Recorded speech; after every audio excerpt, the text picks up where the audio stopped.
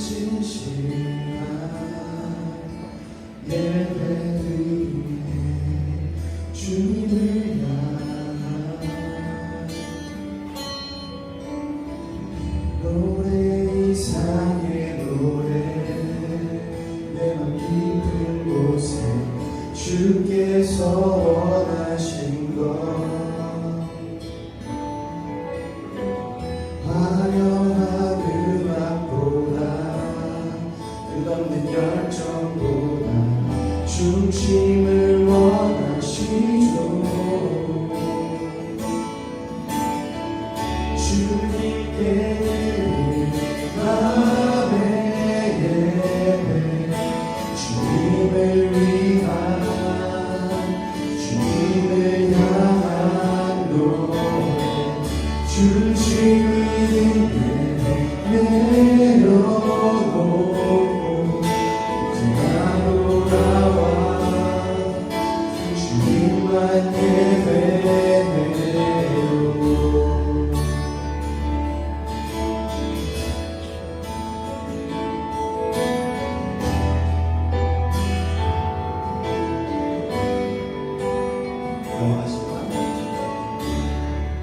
영원하신 맘 변치 못할 주님의 종이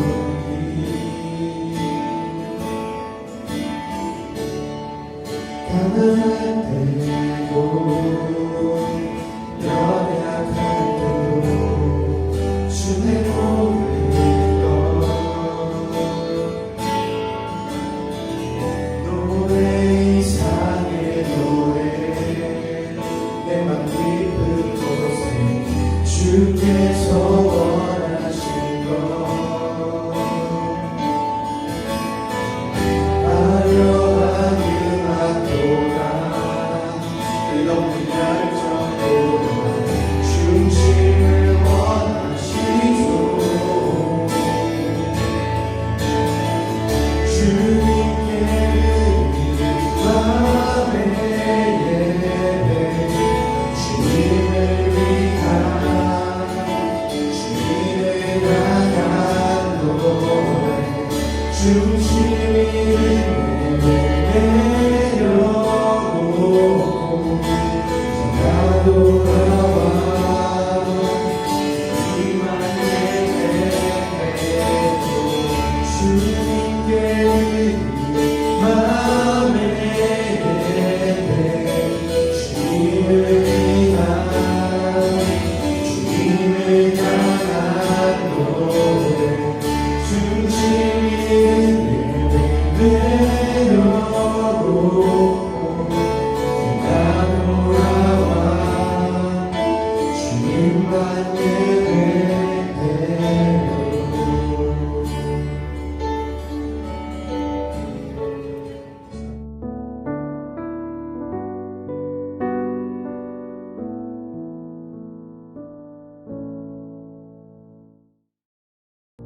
중고등부 친구들 안녕하세요. 오늘은 성령의 9가지 열매 중에 마지막 열매인 절제에 대해서 함께 나누려고 합니다. 오늘날 돼지들이 하나님께 인간을 고발했다고 합니다. 사람들은 절제하지 못하고 폭식하는 것을 보면 꼭 야, 너 돼지처럼 먹는다 라고 말을 하는데 억울하다는 거예요. 자기들은 위에 70에서 80%가 차면 아무리 맛난 것이 있어도 더 이상 먹지 않는데 왜 돼지처럼 먹는다라는 말을 하는지 도무지 알 수 없다라는 겁니다. 앞으로는 돼지처럼 먹는다라는 말 대신에 미련한 사람처럼 먹는다라는 말로 고쳐달라고 했어요. 결국 하나님은 돼지들의 손을 들어줬다는 아주 재미난 이야기를 들어본 적이 있습니다. 이처럼 절제란 자기 스스로를 알맞게 잘 조절한다라는 뜻입니다. 여러분, 절제는 질주하는 자동차의 브레이크와도 같아요. 인생의 과욕을 조절해서 인생이 안전하게 달릴 수 있도록 도와주는 성품이 바로 이 절제인 겁니다. 절제가 마지막 열매인 이유가 있습니다. 우리가 살면서 이 절제가 그만큼 어렵고 또 중요한 열매이기 때문이에요. 9가지 열매 중에 첫 번째 열매인 사랑이 우리 안에 없으면 나머지 8가지 열매를 실천할 수 없듯이 마지막 열매인 절제가 없다면 우리는 결코 성숙한 주님의 제자가 될 수 없고 신앙의 경주에서 반드시 넘어지고 말 것입니다. 이렇듯 절제는 하나님이 주신 능력과 자원을 나를 위해 쓰는 것이 아니라 하나님을 위해 바르게 쓰는 것을 의미합니다. 그렇다면 우리는 특별히 무엇을 절제해야 할까요? 바로 내 감정입니다.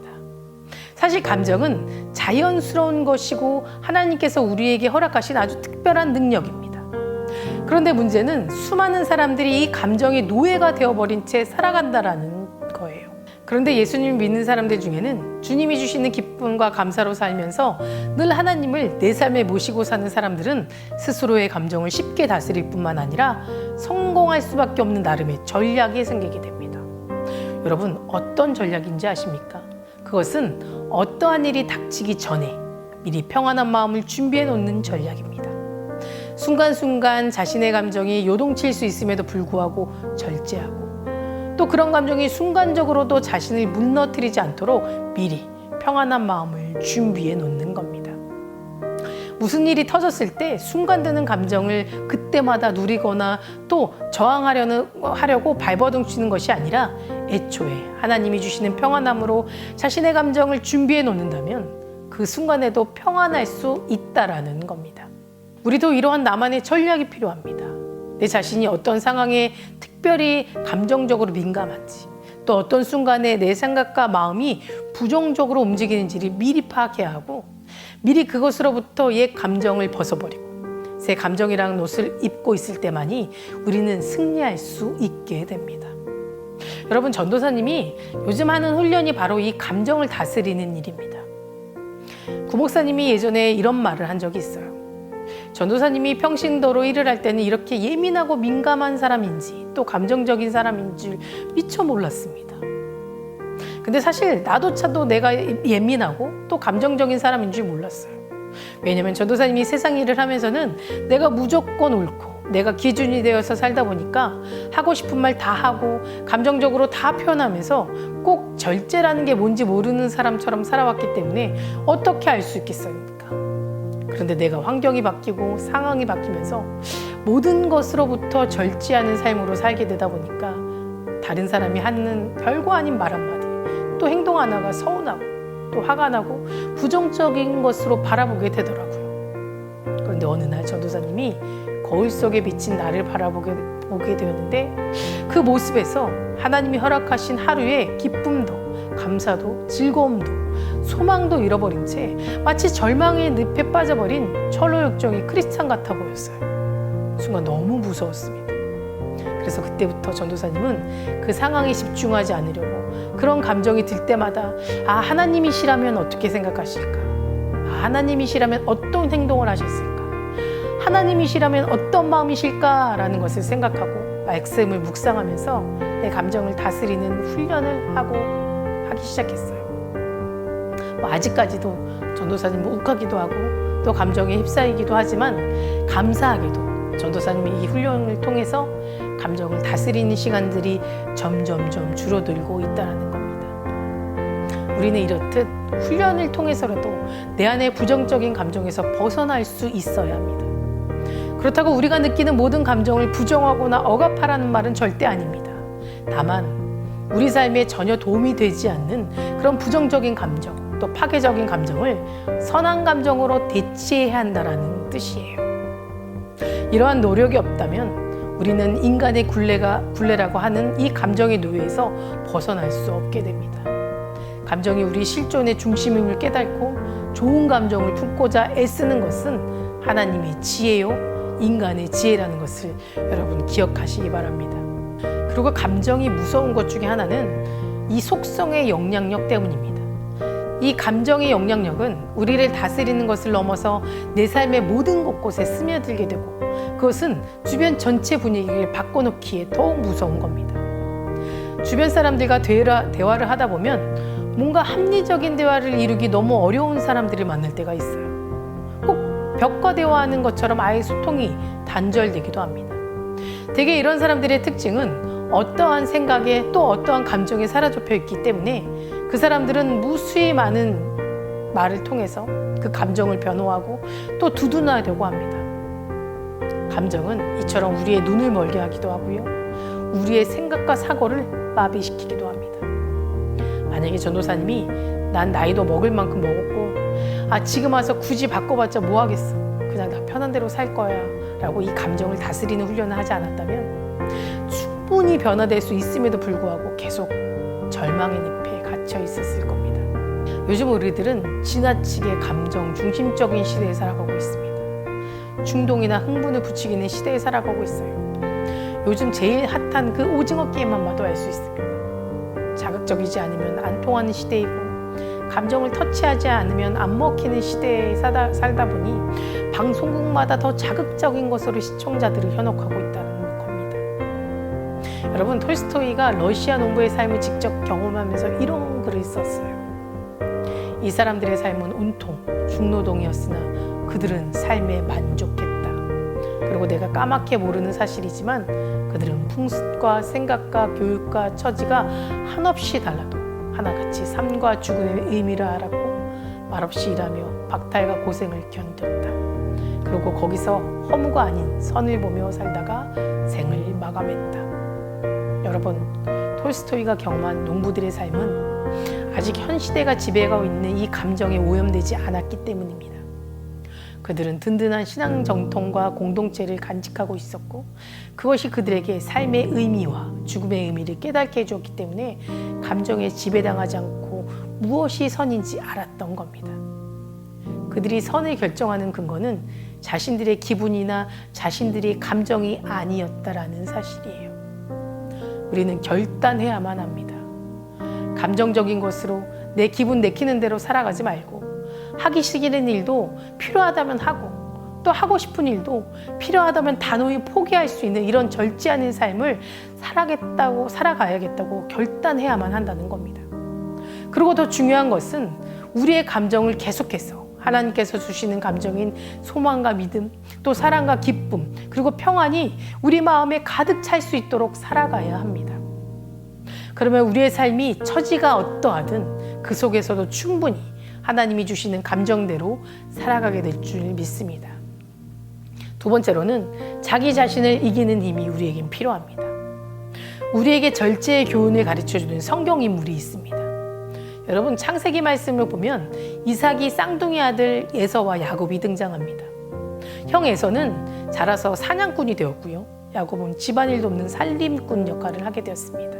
어느 날 에서는 사냥터에서 지친 몸으로 집에 들어옵니다. 마치 야곱이 팥죽을 쓰고 있었어요. 배가 너무 고팠던 에서는 먼저 그 팥죽 한 그릇을 달라고 요청합니다. 그때 야곱은 팥죽 한 그릇을 줄 테니 장자 명분을 자기에게 팔라고 말합니다. 팥죽 한 그릇과 미래의 약속인 이 장자의 명분이라는 선택 앞에서 에서는 주저하지 않고 먹는 쪽을 선택합니다. 이 식욕이라는 욕망 앞에서 절제를 배우지 못한 에서는 그에게 주어진 엄청난 축복을 상실하고 말았던 겁니다. 야곱이 떡과 팥죽을 에서에게 주매 에서가 먹으며 마시고 일어나갔으니 에서가 장자의 명분을 가볍게 여김이더라. 여러분, 이것이 에서에 대한 성경의 평가인 겁니다. 이 한 번의 사건으로 에서는 영원한 하나님 약속에서 제두고 말았습니다. 이것이 절제의 열매를 가진 사람과 가지지 못한 사람의 갈림길입니다. 하나님의 자녀들에게는 누구나 엄청난 축복이 약속되어 있어요. 그러나 이 축복들은 절제라는 복을 지키는 그릇이 준비되어 있을 때 누리게 되는 겁니다. 절제라는 그릇이 없다면 약속된 복들이 땅으로 다 흩어져 밟혀버리게 될 것입니다. 우리는 누릴 수 있는 자유가 있습니다. 그러나 그것보다 더 가치 있고 소중한 것을 위해서 절제할 수 있어야 그 복을 지켜낼 수 있습니다. 우리 인생 앞에서는 누구나 두 가지의 선택이 주어집니다. 미래의 약속과 현재의 욕망이라는 선택이에요. 지금 내가 할 수 있고 먹을 수 있고 가질 수 있고 누릴 수 있는 권리가 있지만 그것들을 참고 미래의 약속을 선택하는 것이야말로 절제입니다. 예서는 영적인 것, 미래적인 것, 또 이 신앙적인 가치보다 현실적인 것을 더 중요하게 생각한 사람입니다. 현실을 얻기 위해 신앙을 팔고 또 미래를 팔아버릴 수 있는 그런 사람이 예서입니다. 미래의 축복을 지키는 성품이 모자라서 또 절제의 훈련이 되어 있지 않은 이 현 시대의 우리의 비극이 꼭 예서의 비극과 같습니다.